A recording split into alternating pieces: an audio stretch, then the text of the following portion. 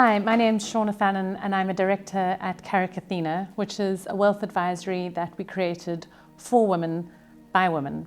And recently I was asked a few questions, the first one being what inspired me to start Carrick Athena and what was the journey that I went on in creating it.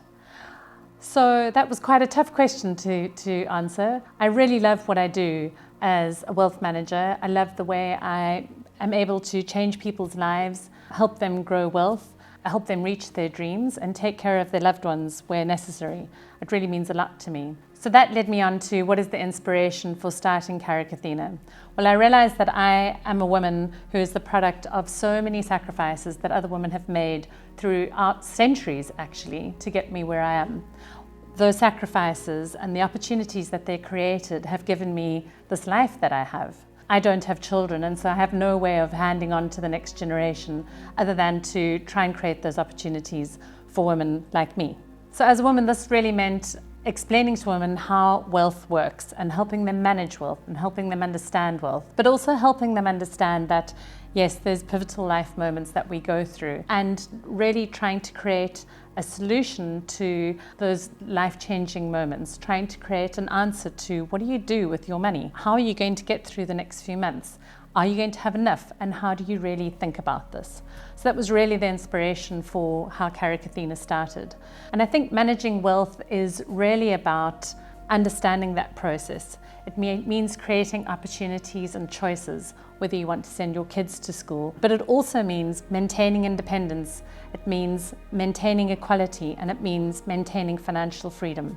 And that's what we really wanted to create with Carrick Athena, no matter what those pivotal life moments were. Being a woman in a male-dominated industry, what stereotypes were there and how did I overcome them? It's quite hard being a woman in the financial services industry, I'm not going to lie. There's quite a few stereotypes that you do tend to step into. One of them was power dressing for the first time and being completely floored at the response that I got. And I did that because I felt like I doubted my confidence and my ability in terms of what I wanted to say and what I wanted to do. And that was quite interesting actually, because I soon realized that the more researched that I was, the more confidence that I had. Another example was having people say, Shauna, this really isn't for you and I really don't think you can pull it off. The imposter syndrome of, hi, my name's Shauna and I'm an imposter. I'm not really sure what it is that I'm doing. I mean, surely as a woman in the finance industry, I don't know what I'm talking about. Well, that turned out to not be true.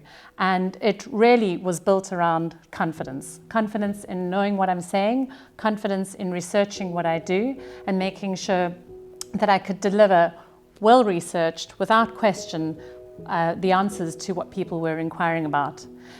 It turned out that I wasn't the only one who was nervous in the room. I soon realized that my male counterparts were equally as nervous, only to realize that I had a seat at the table if I wanted it. And when I got to the table, that I could use my voice if I wanted to, only to realize that the world is really, really changing, and that confidence and understanding your subject matter, as I said already, really makes the difference. So the person that I am, sometimes I can be extremely difficult. I'm generally quite shy and quite silly, as is everybody, but mostly I tried to be myself. And the way I've managed to get around that again was just through making sure that I knew what I was talking about, that there was going to be nobody in the room who could shout me down and say, in fact, Shauna, you're wrong. So that's how I overcame my concerns about stepping into this male-dominated industry. In what way have we challenged the norms of the financial services industry and how are we trying to differentiate the Carrick Athena brand? Women think about money completely differently. We think about money in terms of goals. So we think of a goal like retirement or our children's education. We work out a figure and we work back from there. We don't just invest and hope that we get a big enough return in order to reach those goals. We're very much around defining those goals and thinking back.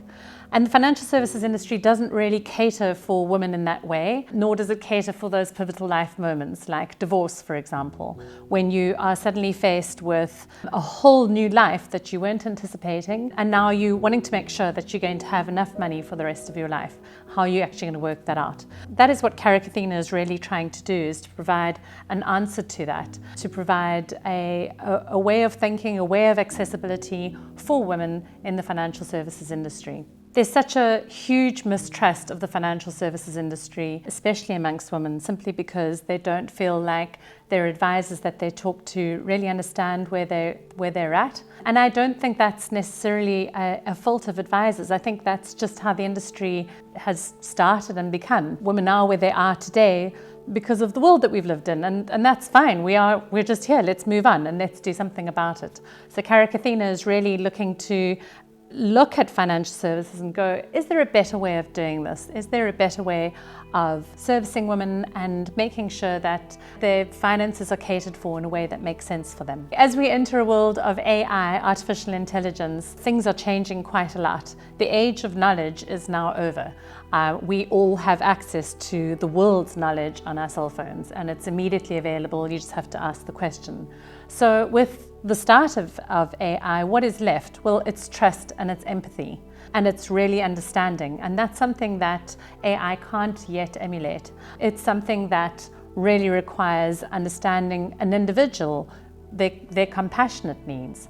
And I think that's where Carrick Athena will definitely form a really, really important role. What we're doing is mapping out a future for our clients. So mapping out a future of financial independence and how to get there, whether it's something that you're doing for your newly born daughter, or it's something that you're trying to create for your mum who's just lost her husband and she's been left with all this wealth and she's not sure what to do. We're mapping out a process that women can easily access to help them manage their wealth and access the finance industry and just essentially become financially independent and free. As a female entrepreneur in the male-dominated industry, the question was, how do I maintain confidence and continue even in the face of skepticism? I think my confidence comes down to my auditing training when I was studying, and that really taught me to look at every possibility and really consider all the various options that might pop up in any one scenario. I'm most definitely not a career politician and don't have an answer at the flip of a hat, or the flip of a switch rather. And that's because the way my brain thinks is very much a way around looking at all the possibilities that I need to consider. So when I'm confronted with opposing thoughts, most of the time I will have considered the various options available, and that gives me the confidence to present what it is that I'm presenting or give an answer. That's also comes through a lot of research and reading, and then trying to, as much as possible, acknowledge that I need to try and do a better job than I did yesterday. So all of those things really help build my confidence quite a lot. The other very, very important part of confidence is listening to skepticism. I think what's really great about skepticism and objections is that it quite quickly points out where your weaknesses are. If you listen very carefully to the problems that people have or the questions that people have, it becomes very clear that particular element that you haven't considered and that you might not have explained very well, and that perhaps you need to reposition so that somebody will have a better understanding of what it is that you're wanting to do. It's kind of like baking a cake and forgetting to put the salt in. If somebody points out to you that you've forgotten the salt, you'll never make that mistake again. And that's kind of what I get from listening to skepticism and objections. But of course, I'm human and I get completely overwhelmed sometimes, and that's when I find that listening very, very carefully really kicks in and really, really helps me, because it points out the most urgent element of what it is that I need to address. So being an entrepreneur in this industry, I think is like, whether you're a man or a woman is actually irrelevant. It's about all of those things, trying to find little tactics that can help you build confidence in areas where you are feeling a little bit less secure, like talking on camera. So how do you build a brand and give really good advice? Well, my clients are my brand, and I know that a lot of people say that, but I think in terms of the advice that I give them, it's very much around seeing them and understanding them. The journey that I want my clients to, or the feeling that I want my clients to be left with, is one of being seen and heard and really cared for on whatever it is that their story is about. And we all have different stories, and even if they are similar stories like divorce or widowed or whatever it may be, the nuances are really, really important, and they change depending on your situation, obviously. And so having somebody who really understands and really tries to understand the very essential specifics to who you are is really, really important. At the end of the day, I'm a mere advisor on the journey that this person is on. And if I do my job well and I listen well and I respond quickly, then essentially I feel like I get to continue that journey with my clients. So building a brand and giving good advice are really part and parcel. They go together and they're essentially coupled together in terms of what it is that I do. So what advice would I give to women who are aspiring in the industry or wanting to start their own business? I think there's 4 important things. Firstly, start. Don't hesitate, just get going. There's so many people about that can help you, so just get started. Everybody has doubts. Overcome them by speaking to people. Read more and research your subject matter as much as you can. It'll build your confidence every single step of the way.